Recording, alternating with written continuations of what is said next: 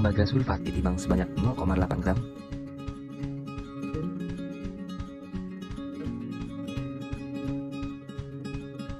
Kalium sulfat ditimbang sebanyak 7 gram.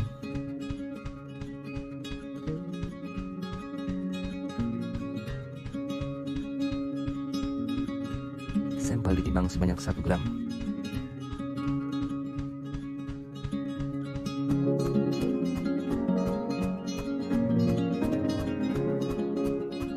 Masukkan kalium sulfat, tembaga sulfat, dan sampel yang telah ditimbang ke dalam labu garam.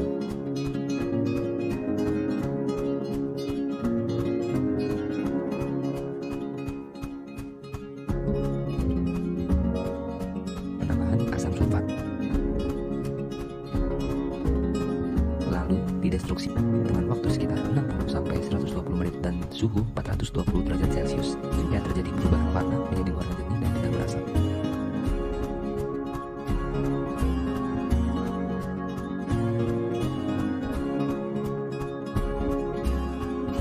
Tambahkan 75 ml Aquades. Tambahkan 60 ml natrium hidroksida 40%.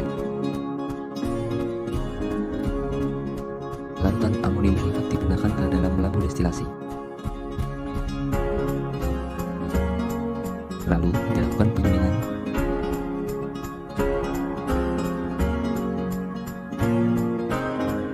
Disuling dengan natrium hidroksida mengubah amonium sulfat menghasilkan gas amonia.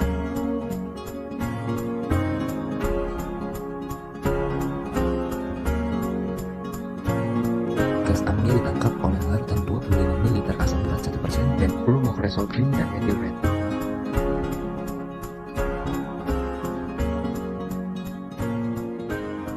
Larutan dititrasi dengan asam klorida 0,1 N.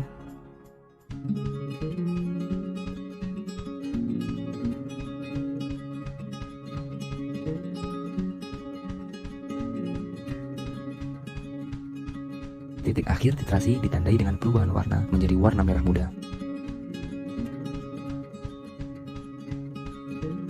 Metode ini dapat digunakan pada sampel yang mengandung protein. Misalkan pada makanan, obat, dan pupuk. Pada metode ini tidak berlaku untuk senyawa nitrogen pada gugus nitro dan gugus azo, serta nitrogen yang terdapat dalam cincin seperti isoquinolin, quinolin, piridin.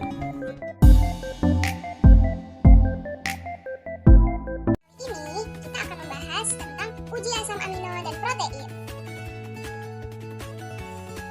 Nah, pada uji ini terbagi menjadi beberapa uji, yaitu yang pertama ada uji ninhidrin yang bertujuan untuk mengetahui adanya asam amino pada suatu sampel.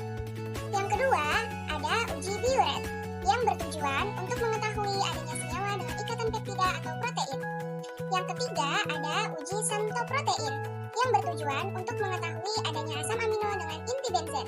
Yang keempat ada uji Milon yang bertujuan untuk mengetahui adanya asam amino tirosin. Dan yang terakhir ada uji denaturasi protein yang bertujuan untuk mengetahui adanya denaturasi protein pada kondisi ekstrim. Nah, mari kita bahas satu persatu uji asam amino dan protein di video kali ini. Oke, kita langsung ke uji yang pertama, yaitu uji ninhidrin.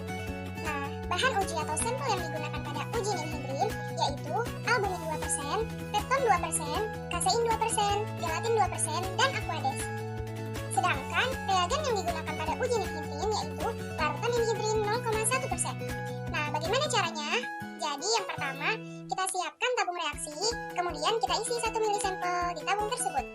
Setelah itu, tabung reaksi yang sudah berisi sampel tersebut kita tambahkan dengan 0,5 ml larutan ninhidrin 0,1%. Setelah ditambahkan larutan ninhidrin, tabung reaksi tersebut kita panaskan di dalam water bath selama 10 menit. Nah, setelah itu kita bisa mengamati hasil yang terbentuk. Apabila larutan berubah warna menjadi biru tua atau ungu, maka hasil tersebut positif. Dan apabila tidak terjadi perubahan warna, maka hasilnya negatif. Kenapa ya bisa begitu? Mari kita bahas. Ini dia hasil uji ninhidrin. Nah, hasil yang positif yaitu jika larutan berubah warna menjadi biru tua atau ungu. Sedangkan hasil yang negatif jika tidak ada perubahan warna. Reaksi positif ditunjukkan dengan terbentuknya warna biru tua atau ungu karena asam amino bereaksi yang menghasilkan CO2, NH3, dan aldehida dengan satu atom C yang lebih sedikit dari jumlah semula. Nah, nilhidrin yang telah bereaksi tersebut akan membentuk hidrin dan tin. Nah, untuk hasil yang positif artinya sampel tersebut mengandung asam amino, dan untuk hasil yang negatif artinya sampel tersebut tidak mengandung asam amino. Pada uji kali ini, kita mendapatkan hasil positif pada larutan albumin 2%, pepton 2%, kasein 2%, dan gelatin 2%. Sedangkan hasil yang negatif didapatkan pada Aquades. Oke, mari kita lanjut ke uji selanjutnya, yaitu ada uji biuret. Nah, bahan uji atau sampel yang digunakan masih sama seperti uji nilhidrin tadi. Ada albumin 2%, pepton 2%, kasein 2%, gelatin 2%, dan Aquades. Sedangkan reagen yang digunakan pada uji biuret ada dua, yaitu larutan NaOH 10% dan larutan CuSO4 2%. Cara kerjanya, yang pertama sama seperti tadi, kita siapkan tabung reaksi yang diisi sampel sebanyak 1 mili.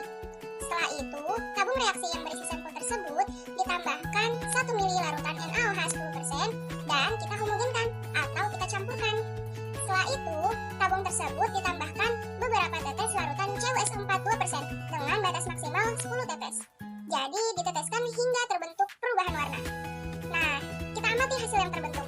Apabila larutan tersebut berubah warna menjadi lembayung atau ungu, maka hasilnya positif. Dan apabila tidak terjadi perubahan warna menjadi ungu, maka hasilnya negatif. Kenapa ya bisa begitu? Mari kita bahas. Hasil uji biuret. Ini dia hasilnya, teman-teman. Jadi, larutan yang berubah warna menjadi lembayung atau ungu artinya positif atau mengandung protein. Pada uji kali ini, kita mendapati hasil positif pada albumin 2%, pepton 2%, kasein 2%, dan gelatin 2%. Sedangkan hasil negatif kita dapatkan pada Aquades. Kenapa bisa begitu? Jadi, ikatan peptida bereaksi dengan larutan biuret.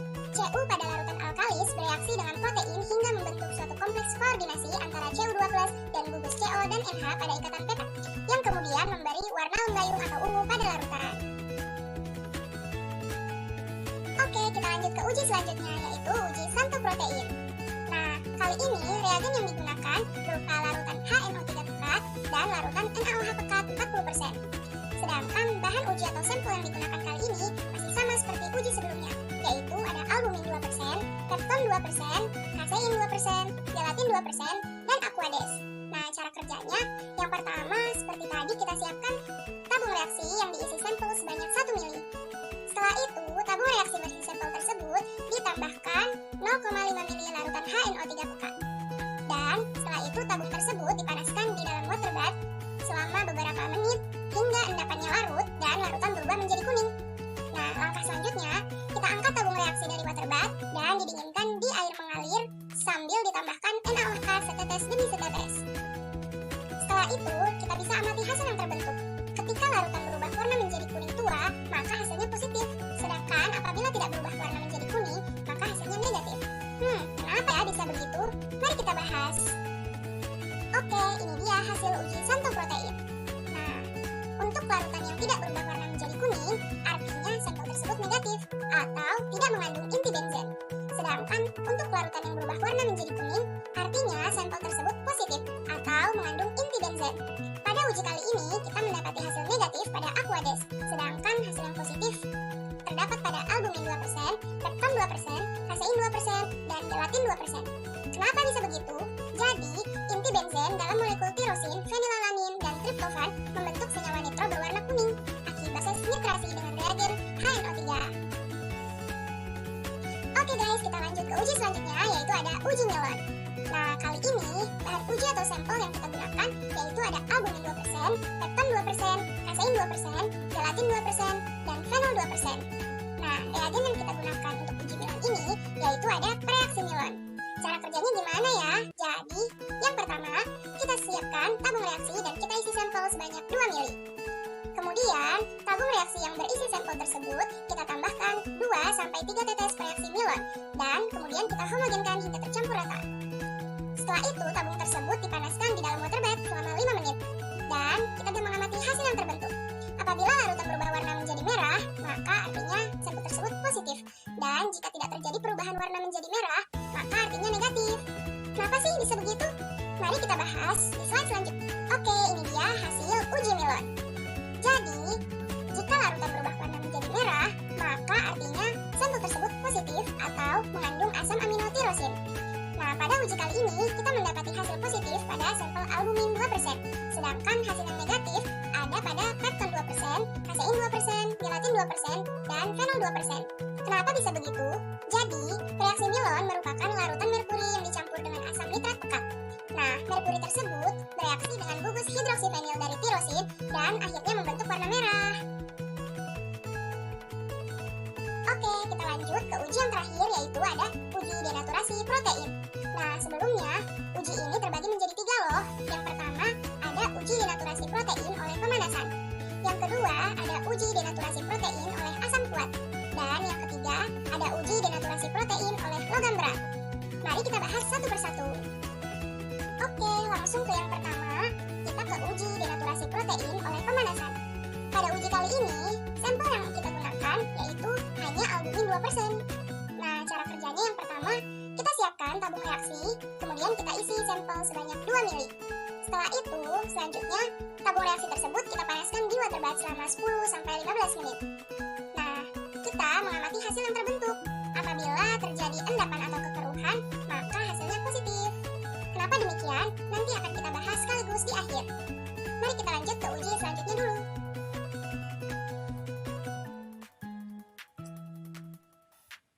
Oke, kita lanjut ke uji denaturasi protein oleh asam kuat. Bahan uji atau sampel yang digunakan masih sama seperti uji denaturasi protein oleh pemanasan, yaitu albumin 2%. Tapi kali ini kita menggunakan reagen, yaitu ada larutan H2SO4 pekat. Nah, cara kerjanya seperti apa? Jadi, yang pertama, kita siapkan tabung reaksi, kemudian kita isi sampel sebanyak 2 ml. Setelah itu, tabung reaksi yang berisi sampel tersebut, kita tambahkan 0,5 ml larutan H2SO4 pekat melalui dinding tabung perlahan-lahan, karena larutan H2SO4 pekat ini merupakan reagen berbahaya. Dan jangan lupa melakukannya di lemari asam supaya tetap aman. Selanjutnya, kita dapat perhatikan hasil yang terbentuk. Apabila terdapat endapan ataupun kekeruhan, maka hasilnya positif. Kenapa demikian? Kita akan bahas di akhir nanti. Oke guys, kita lanjut ke uji denaturasi protein terakhir, yaitu uji denaturasi protein oleh logam berat. Nah, bahan uji atau sampel yang digunakan masih sama seperti tadi, yaitu hanya sampel albumin 2%. Kali ini reagen yang digunakan ada larutan AgNO3 2%, ada larutan HgCl2 2%, larutan PbAcetat 2%, dan larutan CuSO4 2%. Cara kerjanya, yang pertama sama seperti tadi, kita siapkan tabung reaksi, kemudian kita isi sampel sebanyak 2 ml. Setelah itu, tabung reaksi yang sudah berisi sampel tersebut, kita tambahkan larutan reagen setetes demi setetes. Setelah itu, kita perhatikan hasil yang terbentuk. Apabila terdapat endapan ataupun keruhan, maka hasilnya positif. Kenapa sih bisa begitu? Nah, saatnya kita bahas. Ini dia hasil uji denaturasi protein. Jadi, pada uji kali ini, yang kita dapatkan, hasil larutan menjadi keruh itu yang pertama pada saat pemanasan selama 10 menit. Dan yang kedua pada saat penambahan 2 tetes larutan HgCl2, larutan PbAcetat, dan larutan CuSO4. Kemudian, kita juga mendapatkan hasil larutan terdapat endapan, yaitu yang pertama pada saat penambahan 0,5 ml H2SO4 pekat, dan pada saat penambahan 3 tetes larutan AgNO3. Kenapa sih bisa begitu? Jadi, hasil uji denaturasi protein ini prinsipnya secara alamiah dalam kondisi suhu dan pH tertentu, protein mudah larut dan berinteraksi dengan air. Bila salah satu kondisi berubah, struktur tersier dari protein juga berubah, dan molekul protein tidak dapat lagi berinteraksi dengan air. Akibatnya, daya larut protein menjadi hilang dan berkoagulasi atau terdenaturasi. Maka dari itu, apabila larutan yang sudah diuji tadi berubah warna menjadi keruh